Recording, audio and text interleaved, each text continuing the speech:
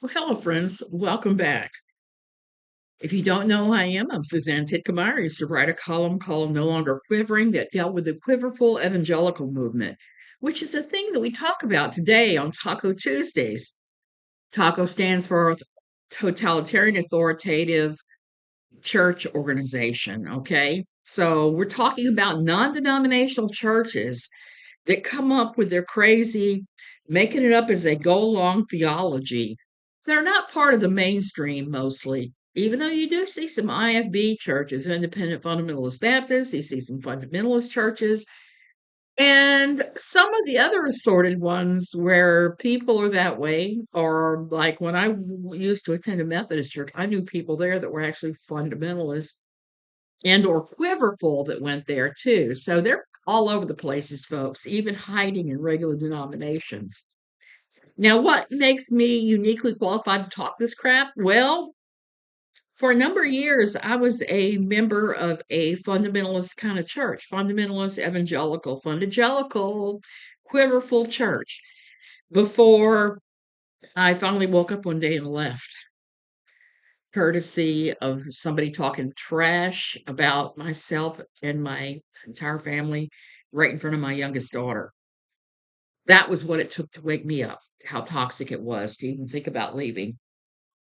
So I wrote about this for 10 years, or Pathos. I wrote about this world, this evangelical crazy town, and help get people to see that they're leaving these cultures was not sinful, and it was not that they were wrong or something Jesus didn't love them, there was something wrong with them. It was because it was a toxic religion, it was a toxic religious organization, and they do a lot of damage throughout the entire world, I'm going to say, but especially the USA. They do a lot of damage. Here, the damage is more limited where I live in Costa Rica because there are fewer of these places, but they still exist. But now they're full of craven billionaires trying to game the system. So, like I said, I wrote for Pathos for 10 years, a column called No Longer Quivering. Okay, we've covered that. I do want to say don't harass anybody I'm talking about today. Don't even be rude to them. Don't go real live. Don't any of that stuff.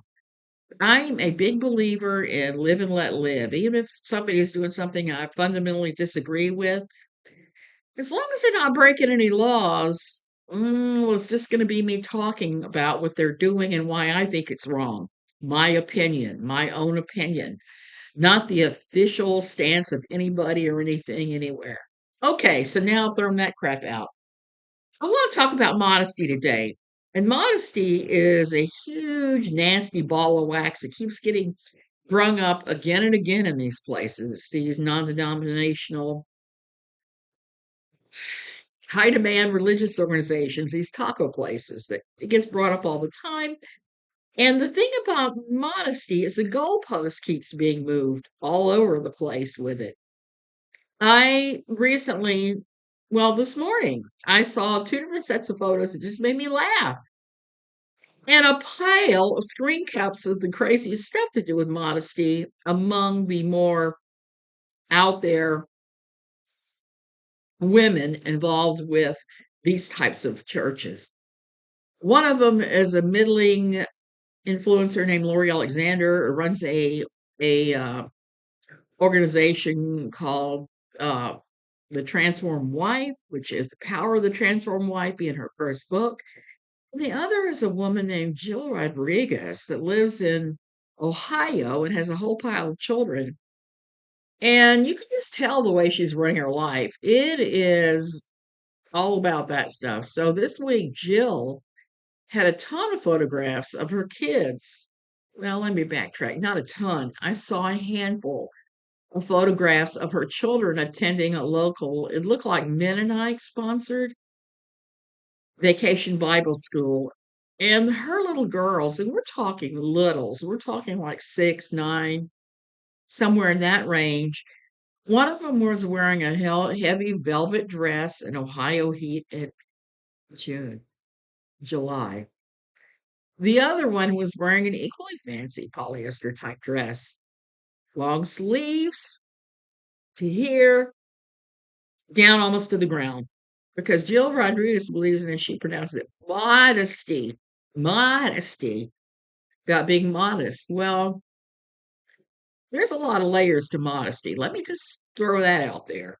And she shared these photos, including all the other children who were attending with their daughters. And I'm going to put a picture of this up in the description in the as my thing. So, there was a big thing about that because all of the pictures that she shared showed all the little girls who were Mennonite. Now, I know a fair amount of the Mennonites because where I lived in Virginia, we were on the edge of Mennonite country, and I knew a lot of Mennonites pretty well. I had a Mennonite prayer partner for a while. But Jill is saying Amish, Amish, Amish, Amish, not understanding Mennonite, low order, high order, Amish are all different. And Amish don't do vacation Bible school with English or children. That just does not happen. So this is some type of Mennonite.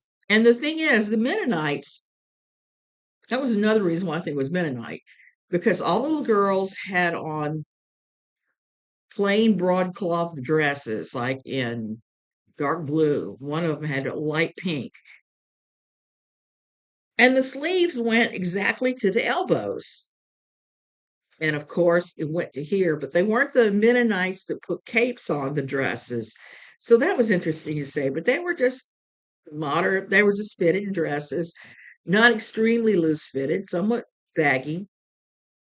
But you wouldn't automatically turn your head to look at these people and think, oh, look at those freaks over there. Look at the freakiest thing they're wearing. Like one time when I was at the grocery store in Virginia and a woman came in dressed like Laura Ingalls Wilder, right down to the braids. And I was going, because I was thinking, either she's cosplaying hard that way, or she believes that is God's version of modesty. And so Jill was carrying on about modesty and how modest the Amish are. And they are kind of in their own weird way, but there are a lot of problems with the Amish. Care what religion you are, there's something that usually sucks about every religion. And you either try to change it or you turn a blind eye to it. My big thing with the Methodists, I used to get really mad at when we were Methodist members, is the women that worked in the office were gossips. They were just gossips, gossips. And I knew the pastor did not like what he called triangulation. And that was a kind of a dress as you want place too. And it was a problem for me at first because I was coming out of this toxic fundamentalist, evangelical, quiverful religion. And I was losing my mind over people showing up in halter tops and shorts. I've come a long way, baby. So Jill's reclamping about this, and she frequently does and talks about modesty, but she wears some of the most immodest, modest outfits I've ever seen. They're usually pretty skin tight, even if they do go all the way to the floor and whatever. She just has a very showy appearance. And my understanding on modesty, the teaching that I heard that lines up with what the Bible says, is that you're not to be flashy in church. You just don't show up with like a tiara and a mini skirt saying, "Here it is, boys," on it. But it's more about attitude, heart attitude, than it is about any amount of flesh showing. I've come to that conclusion, especially living here where people don't wear a lot of clothing. In fact, I'm so thrilled today. I got to share this with you. This is so silly, but it plays into the whole modesty thing. I no longer give a rat's patootie about modesty, about as far as modesty about showing off your body. That doesn't bother me. I've gone to church with people here, guys that'll show up in Speedos and women that'll show up in thong bikinis, and nobody ever bats an eyelash. Nobody gets raped. The wrath of God doesn't come down in a lightning bolt. Nothing dramatic like that. So You learn as you go along in life that it really doesn't matter what somebody else wears. It doesn't matter at all. It's here. It's your heart attitudes about things like that, I think, more than anything else. If you're trying to attract the opposite sex, that may be a problem, but that may be a different kind of a problem than immodesty. So I share this with you before I run on and start rambling about Laura Alexander. Those of you that watch me you know I live in cheap rayon beach dresses. I have one on right now. And the only problem with these things is they're very comfortable and very light. You should very lightweight rayon or cotton blend. I've got on one of my favorite rayon ones today. A lot of them blue. I like blue. And one of the problems with these cheap rayons dresses, these beach dresses, is you wash them a couple times and the hem goes higher and higher and higher. I had a couple of them. It's like I stand up and I'm like holding down the skirt, like, uh-oh, I'm about to reveal my underwear to everybody in this bank or whatever. And while I don't subscribe to the same kind of modesty garbage that I did before, I have no desire to be flashing my old wrinkle behind to anybody. And it has nothing to do with modesty. It's just the fact that I am personally not comfortable wearing that skimpy of an outfit in public. And, and so yesterday I was with my good Costa Rica, my good British friend, Joanna here, a good friend of mine. I love her to death. And she said the most interesting thing. I said yesterday, I was like, what do you need to buy? Because we were going here, we were going to Walmart, Liberia, we were going to Price Smart, Liberia, we were going shopping for our monthly stuff. She said, I'm trying to fetch me some pairs of knickers. And I said, knickers? Why do you need underwear? Trying to wonder where she's getting my underwear because both of us are not skinny, and not skinny underwear is thin on the ground here. I usually order mine from the place I buy it in the States and just have it shipped here.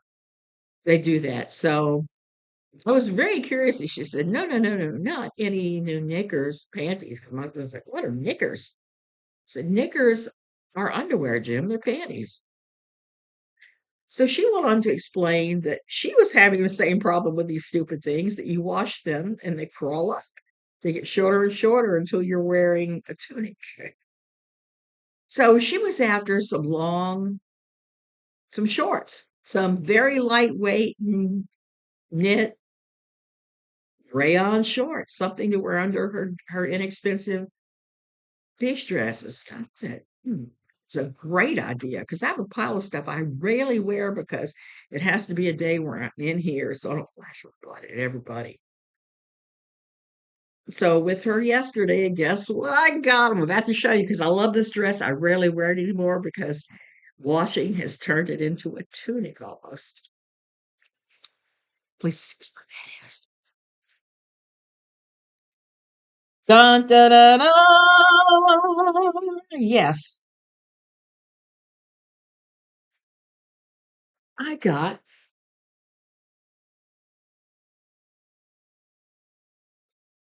inexpensive rayon shorts with pockets even. Pockets, pockets, pockets, pockets to wear up under my beach dresses that have shrunken so dreadfully. I am beyond excited. I've been wearing them today and they're very comfortable. So I'm not immodestly flashing everyone in my orbit when I wear one that's a little too short because it's been washed probably 50 times.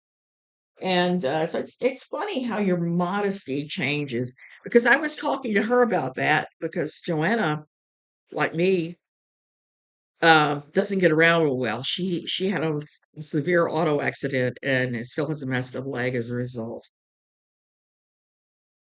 And so we don't get a lot of opportunities to buy clothing here that's not these beach dresses. And if they shrink up, what are you going to do? So he made me a believer. I'm now a believer in these little shorts under there. It has nothing to do with the religion. We talked about that too because she goes to the same church as my husband.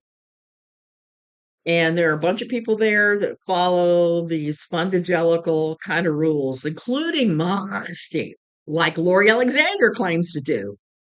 So Lori, one of her favorite things she likes to pound on, one of her favorite hobby horses to ride is, you guessed it, modesty of women, women, women, women. Now I had to be unpleasant instead of being laughing over this stuff. Lori um, likes to bring up this modesty thing along with not so much with Debbie Pearl, but Debbie Pearl does bring it up every now and then and writes horrible chapters in books like Hillbilly Ugly about modesty. Um, Modesty put together in these high demand religious organizations, including Bill Gothard, the IBLP, the IFB, the NIFB, and a lot of these places, they have very strict modesty standards. My old church tried that and it did not work well. First time they told me that I could not wear a sleeveless blouse. And they spoke this from the pulpit because some man might see a bra strap and it might cause him to sin. I was like, what kind of man is going to be that turned on by bra straps that he's going to be? I was just horrified by that thought because I've never thought this is not something that is standard thought out in the world. You don't think, oh, there's a bra strap. Let me show wing, let me get all excited about that. No, not at all. It takes a bit more than that for us jaded people out in the world to get excited about. Hence the bikinis in church that nobody gets excited about. So in trots Lori. Lori loves to shame people for this, and she cherry picks her Bible, she cherry picks her theology points many times. The modesty, it seems to be a way for her to blame women, okay? And she holds the same modesty standards and maybe even stricter than the Duggars did. The Duggars, whenever one of their young men was confronted with a woman, or even their little boys, who wasn't dressed like the Duggars thought you should dress, somebody would say Nike, and all the boys would stare at their shoes most freakishly, I thought. And I saw this on the show a number of times. Even though I have hardly watched a show, I did watch all of the documentaries that were coming out on TLC way before the show because my discovery of the Duggars happened to coincide with me leaving my old church around 2006, 2007. So before that, I was pretty innocent of the Duggars before that. And finding the Duggars as I was starting to do the deconstruction, reconstruction battle, finding them right then was kind of eye-opening and kind of horrible all at the same time. So, long story short, that had me looking at these things. Now, our old pastor said you couldn't wear sleeveless blouses, you couldn't wear anything that exposed. I mean, these sleeves would have been too short for him. You could not wear anything that was above the knee. You could not color your hair some exotic color. Regular colors were fine. You couldn't wear a lot of makeup, but you had to wear some makeup. Be attractive, but not too attractive. To quote, to badly quote the Barbie movie when they held their rant about what women have to be. I thought about these good patriarchs that are so bent out of shape about all of this. Be attractive. Don't be too attractive because men might be turned on. And it's always blamed on the women. If a woman is immodest, then they're going to be blamed. And I think yet again about the Bible story of King David seeing, was it Bathsheba bathing on a rooftop where he wasn't even supposed to be looking and lusted in his heart until all that went down and he had the husband Uriah killed. Everybody says, well, that proves he was bathing in public. It's like, no, he wasn't supposed to be looking, is my takeaway on that thing. So these weak, whiny Christian men that are part of this group cannot be exposed to any bare flesh. And that takes some weird and strange turns if you read Doug Wilson's novel, Run, Sally, Run. That one was an interesting one. I mean, what was the name of that book? That wasn't it, was it? Ride, Sally, ride. That was it. Ride, Sally, ride. It was about sex robots and temptation, just little strange stuff. And I've done reviews of that in the past. It's a particularly bad example of what happens when this theology of don't think about sex, but always think about sex. And then you have people like Josh Duggar who start out looking at regular PORN and ended up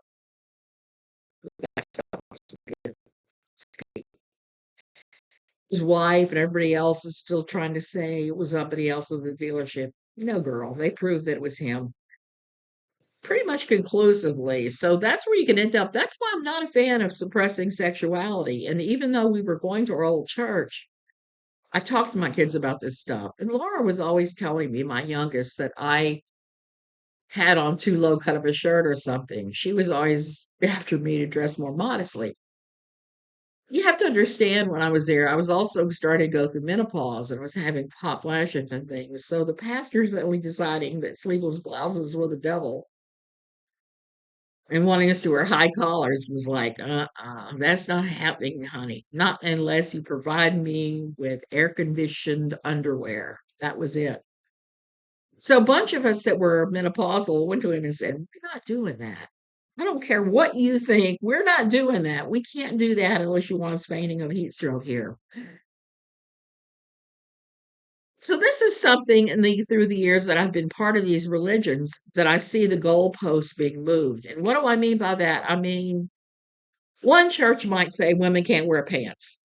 The other church might go on and say, well, women can't wear pants, but their skirts must be below their knee because if they show you the kneecap, you're going to sin. They show you the thigh, you're going to sin. And then another church comes along and says, no, no, no, no, no. Skirts have to hit mid calf because you can't have a man looking at that much leg without showing. I hate how YouTube makes me use acronyms for all of this, our different phraseology for all of this. We can't talk openly about it, and that's something that's a huge fault on YouTube's front because people do need to talk about these things, which is why I talk about these things and I sometimes repeat myself and talk about the same subject 3 or 4 times. So this other church might say, no, no, no, no, no. You can't show any calf or ankle. That skirt has got to be to touch the top of the shoes, or it's immodest. Well, hell, let's just dress everybody in croaker sacks over their head, both sexes, and there'd be no lust at all. Clearly, I'm joking about that. But at the same time, we can look at some of the other religions and how they've handled this and just go, oh, somebody has thought about that a little too deeply. Even the Hulu series, The Handmaid's Tale, has some pretty strange takes on what modest attire is, depending upon what your class is.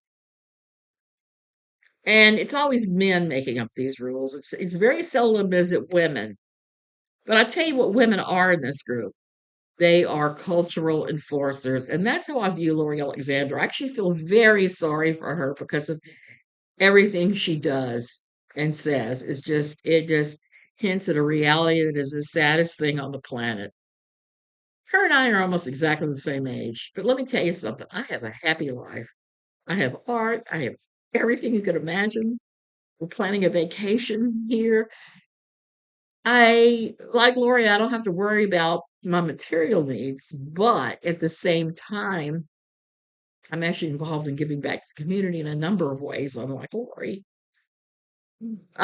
So, and I'm always smiling, and she's got the little girl voice, okay, fake smile, doesn't even rate. Sorry, and I'm disabled, and that, and I'm still jolly as a mofo. So, even with my sin pants here. So recently, like this weekend, Lori posted a picture of a dress she wore to church. Now, let me state first, I don't think that dress was sinful at all. It was sleeveless, and not only was it sleeveless, it was about knee length, maybe a little higher than knee length, but not by much. So she came on and was complaining that people were telling her how to tone her arms and get rid of the crepey skin on her arm and saying how offensive that was to men. That's only in those groups. Inside those groups, most women my age don't even worry about that. If you start worrying about it at all, you do like I just recently started doing. You start doing something like this every day to try and build back a little muscle mass, which is what I'm attempting to do in the wake of my thalamic stroke and some of the whole upending of my life when my husband had cancer earlier this year, where everything just went haywire. I'm trying to regain a little bit of mobility and normalcy that I haven't had in a long time. So Lori had on this dress. She was offended that people were upset about her wrinkly arms and were telling her how to tone the arm and how to tone the skin. And she was offended that people told her dress was immodest. Was her dress immodest? Not at all. It was not immodest at all. I thought it was perfectly lovely. Let me just throw that out there. But, and here's the big but, as big as mine. Um, Wearing it in that type of environment with those moving goalposts of modesty and the weight of everyone else's opinion in this freaking world, not a real smart move because it was definitely going to provoke somebody right away. And that's the weird thing about being parts of these groups is how you can provoke others in a heartbeat for silly reasons, reasons not even worth being provoked. And what do I mean by that? There's a chapter in my new book where I actually talked about this in great detail to do with the modesty thing. And actually, modesty culture is RAPE culture. It's grape culture, hardcore, because it sets up women to be the gatekeepers of all sex.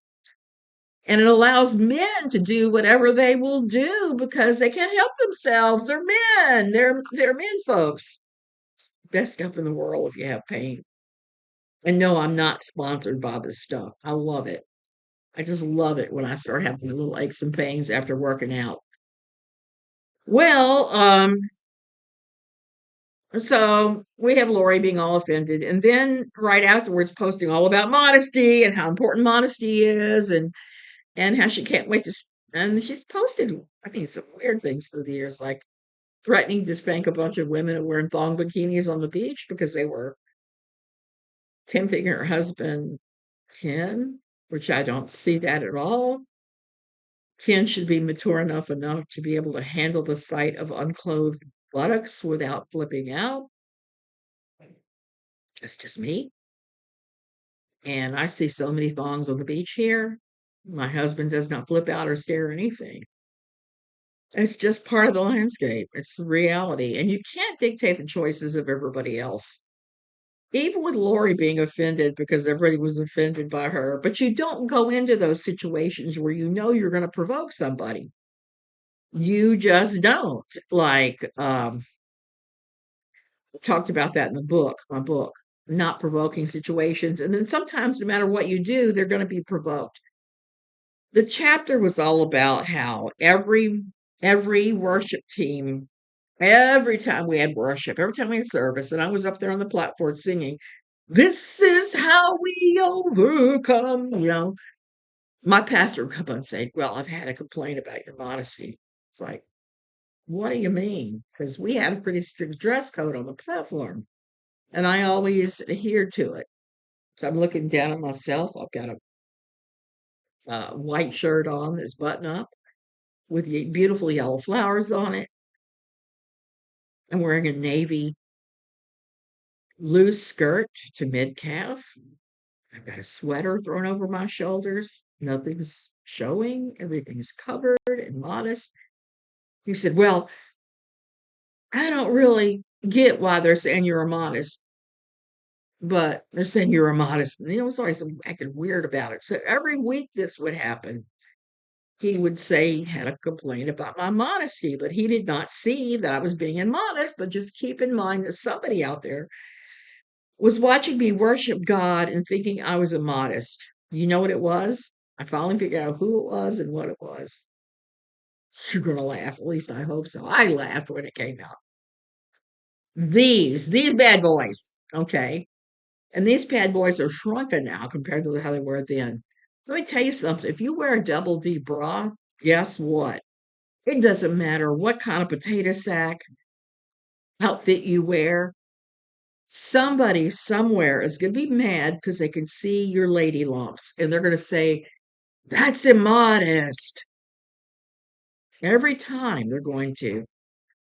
So that's what I mean when I say you can't win in some of these groups. You're always going to offend somebody. So just know that. Try not to provoke these people, particularly if you're trying to reach out to a friend of yours that's still heavily enmeshed in an organization like this. You just like, okay, let's not talk about that. And that's something you have to deal with too when you leave, is stripping out all of that ridiculous modesty blathering that's in there in your head. And even myself going through menopause, I still have it in there, even though these have nothing to do with that. I'm talking about, oh, you don't show this, you don't show that. One of the things that I did that helped break it was I would take intentional actions to wear swimsuits or do whatever and tell myself the minute my mind started going there, no, no, no, it's not how it is at all. It's not, God is not valuing you because you're wearing X, Y, or Z. That has nothing to do with your value in the eyes of God, because it really does not. And I always thought it was interesting about Lori because every now and then people would be up in arms on Reddit or the different Facebook groups or whatever about her because she posted a picture of herself at her summer cottage wearing shorts. And I don't mean knee-length grandma shorts. I mean about mid-range shorts, perfectly normal shorts. And she has perfectly normal, lovely legs. So why shouldn't she wear shorts? But the people who watch her and follow her, the hate watchers will immediately point out that she herself is not modest. And that's what I wanted. That's what all this was about this weekend, was the fact that here she was dressing in a way that deviated from what the modesty norm was for the groups she's enmeshed in. And it was a good case of rules for thee, but not for me. Her excuse has always been that she dresses like her husband likes her to dress. That was the same excuse she gave for dyeing her hair. Now, if you want to dye your hair, go for it with my blessing. Just don't give me the nonsense that your husband is the one that dictated your choice, because that's a bounded choice. You're not actually making the choice to do what you want. You're making the choice to buckle under whatever he wants. And there's nothing wrong with that if you love your husband and you want to please him. But if you're doing it because you think you must, because this is what your religion is telling you, that's not a good way to go about life. So Lori, lovely figure. Nothing wrong with anything she's worn, but you really can't be screeching about modesty and wearing stuff that the church considers immodest because they'll think you're a hypocrite and they will go ahead and discard anything you've ever said. So there you go. Two different sets of look at me modesty, which isn't very modest because if you're trying to be modest, you're not going to be going, look at me, look at me, look at me, look at me, look how modest I am. You're not going to be doing that. You're not going to be doing any of that. You're just going to be dressing to suit yourself in a way that is pretty normal. And I'm saying this as somebody who loves to wear abnormal costumey clothes sometimes because I just love playing around with clothing and fabric and things. But at the same time, I don't run around all the time being that immodest. I don't run to church doing that, I should say that. I keep my free clothes for the freak times. And then the rest of the time, I try to play CYA because I don't really like exposing myself that way. It has nothing to do with modesty. It has everything to do with a bumpy bat on the back of my legs. It has everything to do with that. And there's nothing wrong with how you line up on that anywhere on the spectrum. Love your body, respect your body, accept it because that's the meat suit you're walking around with. And the meat suit you're walking around with does not determine what's going on in here, what's going on in your heart or in your relationship with God or anything else. And those people that seem to think it does, you guys need to choke down a whole box of Tic Tacs at once or something like that and get over yourselves. Okay, guys, I'm going to go ahead and go. I have book reviews piled up, piled up, piled up. I'm going to do a few of those this week and post them this weekend. I have so many Costa Rican videos I've taken that I have to start putting in. On Saturday, I had kind of a cabin fever moment, and we drove from here to Santa Cruz and then on to Nicoya, which are two really old cities in this part of the world. And I filmed going through Santa Cruz because it's really the more interesting of the two cities. So I'm going to upload those very soon. And I think I'm going to go back to Nicoya and I'm going to visit the church. There's a church there that is like the oldest one in this part of the world. I think I'm going to go there and take a tour of that and film. I'm also going to be visiting a parrot sanctuary. This is part of our great vacation escape. I'm trying to talk my husband into going to Limon so I can go to the sloth sanctuary too. But right now he seems disinclined to do that. So who knows what's going to happen. But I'm going to start posting all of that content here very shortly. Love you guys. I hope you have a wonderful rest of your Taco Tuesday, and I will see you in a day or two when I start uploading my copious book reviews. Love you guys.